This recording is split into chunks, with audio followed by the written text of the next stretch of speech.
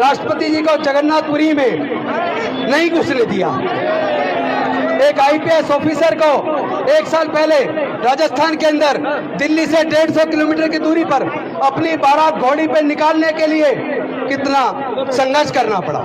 IPS officer को पूरे गांव को छावनी बनवाना पड़ा, तब कहीं जाकर उसकी घोड़ी पर बारात निकली। तो ये क्या ऐसे भारत मजबूत होगा?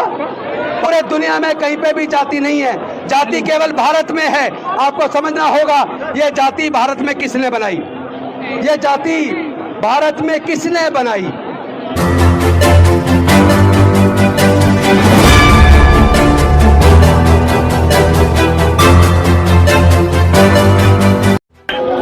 एक्चुअली जानवर का ब्लड इंसान को चढ़ नहीं सकता, जानवर का खून इंसान को नहीं चढ़ सकता, इंसान को केवल इंसान का खून चढ़ सकता है।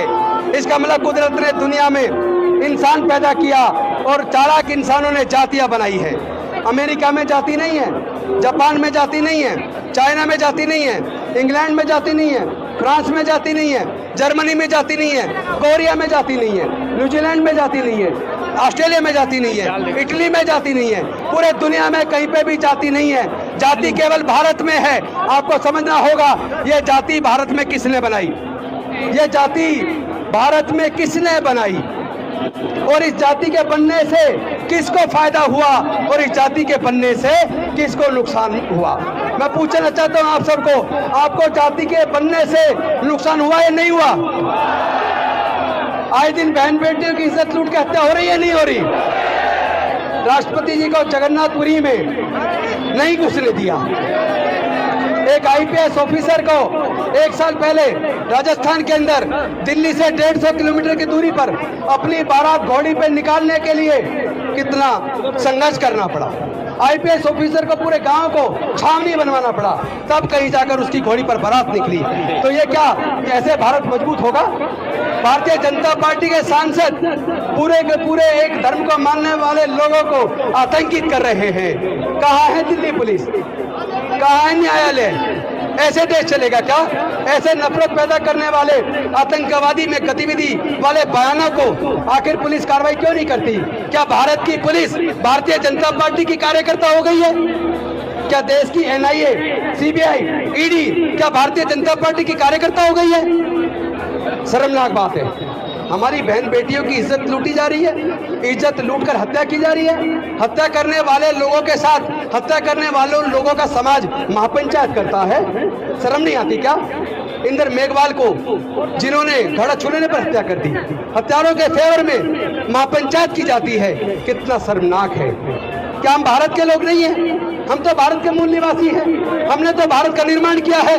जो लोग हमारी बहन को ये कह के कि उसके हाथ का बना खाना नहीं खाएंगे क्योंकि ये दलित ने बनाया है, मैं उनसे पूछना चाहता हूं, उस दलित भोजन माता को के हाथ का खाना बना खाने से तो आपने इनकार कर दिया, लेकिन जिन सड़कों पर आप चलते हो उन सड़कों को मेरे समाज के लोग मजदूर के तौर पर बनाते हैं। जिन घरों में आप रहते हो उन घरों का निर्माण मेरे समाज के लोग मजदूर के तौर पर करते हैं। जिन कपड़ों को आप पहनते हो उन कपड़ों को बनाने का काम मेरे समाज के लोग करते हैं। मेरे समाज के लोग पैदाइशी इंजीनियर हैं, मेरे समाज के लोग बर्तन बनाते हैं, मेरे समाज के लोग खिलौने बनाते हैं। और तो और जिन भगवान की मूर्ति की आप पूजा करते हो उन मूर्तियों को भी मेरे समाज के लोग बनाते हैं। इस तरीके से देश नहीं चलेगा। देश नफरत से नहीं चल सकता, देश प्यार से चलेगा। भारत से बुद्ध का धम्म शांति और मानवता का संदेश लेकर पूरे दुनिया में गया, पूरे दुनिया ने स्वीकार किया, तो फिर भारत को तकलीफ क्यों? कहां भारत दुनिया में नंबर 1 देश होता था? दुनिया के बाहर से लोग पढ़ने के लिए भारत में नालंदा यूनिवर्सिटी, विक्रमशिला यूनिवर्सिटी भारत में पढ़ने आते थे, तक्षशिला यूनिवर्सिटी आते थे। आज भारत के लोग विदेश में पढ़ने जा रहे हैं। देश की शिक्षा नीति को आपने तबाह कर दिया। आपने जानबूझकर इतनी बर्बादी की है देश की। आप लोगों ने उन धर्म शास्त्रों का निर्माण करके हजारों साल तक हमारे लोगों को पढ़ने लिखने पर धार्मिक बंदिश लगा के रखी। हजारों साल तक आपने हमारे लोगों के पढ़ने के साथ साथ उनके व्यापार करने पर, संपत्ति रखने पर धार्मिक बंदिश लगा के रखी। हजारों साल तक हमारे लोगों को मानवता का दर्जा नहीं दिया, जानवर से भी बदतर हालत करके रखी। भला हो एक डॉक्टर बाबा साहब अम्बेडकर, मैं आपको नमन करता हूं। आपने हमारे हजारों साल की गुलामी को तोड़ा है, आपने हमें मान सम्मान का जीवन दिया है। अगर मैं एक एमएलए हूं और मंत्री बन पाया तो ये मेरी खुद की काबिलियत नहीं थी, ये डॉक्टर बाबा साहब अम्बेडकर के बलिदान की वजह से हो पाया, वरना हमारे लोगों को कोई कुछ देने को तैयार नहीं है। तो जो कुछ हुआ है डॉक्टर बाबा साहब अम्बेडकर की कुर्बानी की वजह से हुआ है। मुझे दुख इसलिए है कि डॉक्टर बाबा साहब अम्बेडकर ने हमारे लिए अपना पूरे 4 बच्चे गंवा दिए, जवानी में अपनी पत्नी को गंवा दिया, उसके बावजूद हमारे लिए पूरी जिंदगी लगा दी, अपना पूरा जिंदगी हमारे लिए चला दी। पर हमने क्या किया? हमने उस व्यवस्था को मजबूत किया जिन्होंने हजारों साल तक हमें गुलाम बनाए रखा। जब आप जाति खुद खत्म करने को तैयार नहीं हो तो दूसरे लोग जाति कैसे खत्म करेंगे? पहले आप लोग संकल्प लीजिए कि आप लोग जातियों को छोड़ने को तैयार हो, आपस में रोटी बेटी का रिश्ता करने को तैयार हो। हमारे पास खेत की जमीन नहीं है, हमारे पास इतना पैसा नहीं है कि हम उद्योग धंधे खोल लें, लेकिन हमारे पास बाबा साहेब के दी हुई प्रज्ञा है, करुणा है, सील है, समता, स्वतंत्रता, बंधुता और न्याय का संदेश है। हम लोग पढ़ाई के रास्ते पर जाकर अपने समाज को आगे कर सकते हैं, लेकिन इन लोगों ने हमारे साथ एक छल किया है।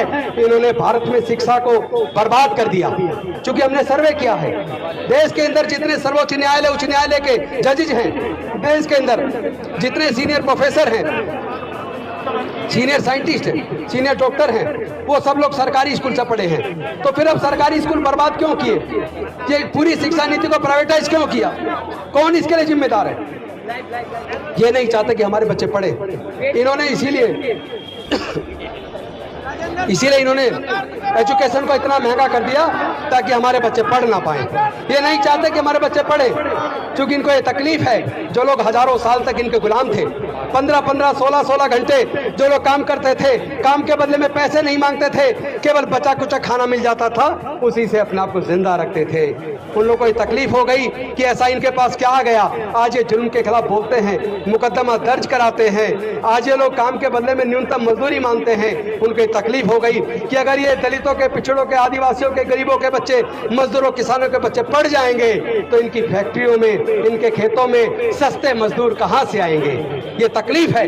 इसलिए उन्होंने हमारी एजुकेशन सिस्टम को तबाह कर दिया, इतनी महंगी शिक्षा कर दी, इतना महंगा इलाज कर दिया कि हमारे लोग इलाज के बिना मर जाएं, हमारे लोग शिक्षा से वंचित हो जाएं, हमारे लोग दोबारा से गुलाम हो जाएं। लेकिन मैं आह्वान करना चाहता हूं, भारत के लोग अब दोबारा गुलामी स्वीकार नहीं करेंगे, हमारे समाज के लोग अब दोबारा गुलामी स्वीकार नहीं करेंगे। मैं आपसे पूछना चाहता हूं, क्या आप अपने बच्चों को गुलाम देखना चाहते हो? नहीं चाहते हो तो इस लड़ाई को लड़ना होगा। ये लड़ाई हमारे बच्चों के भविष्य की है, ये लड़ाई हमारी बहन बेटियों की इज्जत की है, ये लड़ाई हमारे समाज के मान और सम्मान की है। देखिए, आप सबको गौरव होना चाहिए।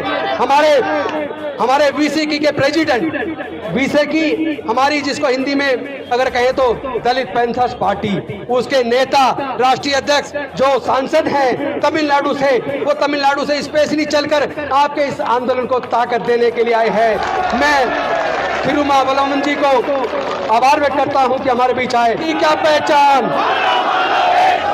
बौद्ध धम्म की क्या पहचान?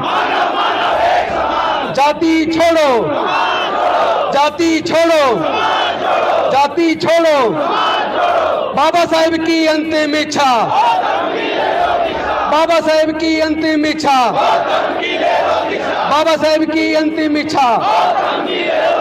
बस एक बात और बता दूं क्यों इन्होंने हाय हल्ला मचाया है, क्योंकि गुजरात के अंदर भारतीय जनता पार्टी हार रही है, इसलिए 22 प्रतिज्ञाओं को इन्होंने मुद्दा बनाया। यही 22 प्रतिज्ञा नागपुर के दीक्षा भूमि में भी दोहराई गई है और उसके अंदर भारतीय जनता पार्टी के 2 केंद्रीय मंत्री शामिल हुए हैं, उसको तो इन्होंने कुछ मुद्दा नहीं बनाया। फिर मेरा मुद्दा क्यों? मैं पूछना चाहता हूं कि भारतीय जनता पार्टी को डॉक्टर बाबा साहेब अम्बेडकर से इतनी नफरत क्यों है? उनको तथागत बुद्ध से इतनी नफरत क्यों है?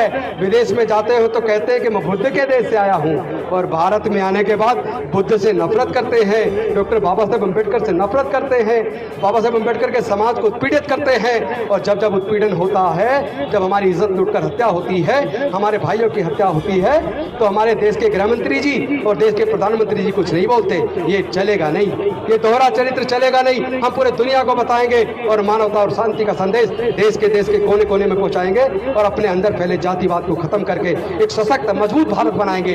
वही भारत जो डॉक्टर बाबा साहब अम्बेडकर का सपना था, बौद्ध में भारत। अर्णव न्यूज की आपसे गुजारिश है, अगर इसको बचाना चाहते हैं तो आप अर्णव न्यूज के रेड कलर सब्सक्राइब करने के लिए सब्सक्राइब बटन को दबाएं, फिर बेल आइकन की घंटी दबाएं। अर्णव न्यूज को बचाने के लिए बहुत जरूरी है कि हर खबर को शेयर करें, लाइक करें और हाँ, कमेंट करना बिल्कुल ना भूलें।